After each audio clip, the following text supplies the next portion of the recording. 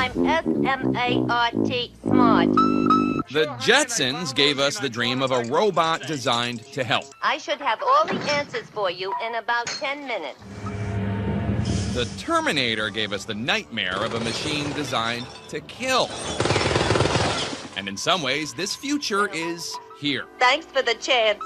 In Geneva, the United Nations is holding its first ever convention on lethal autonomous weapons systems, also known as killer robots. We're living in an incredibly important moment when it comes to the history of weapons in war. Now we're having to compare weapons by their intelligence, their autonomy.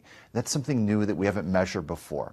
Machines like these, developed by the Pentagon, still require human direction and can also take the brunt of physical risks on the battlefield.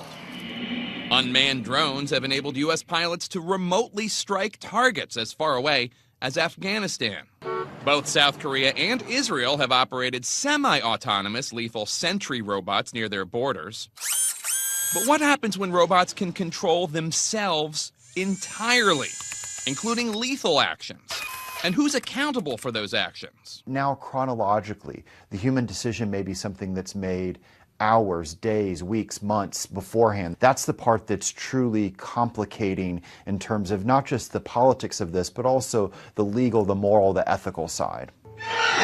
Movies like The Terminator show Hollywood's version of a machine without human ethics or emotion, uncontrolled and dangerous. But proponents of real military technology argue the current laws of war would sufficiently apply to so-called killer robots. This week, the UN discusses whether these killer robots should be restricted in any way, as with booby traps or mines, from affecting civilians or causing unnecessary or unjustifiable suffering for combatants. I am a friendly robot. Don't harm me.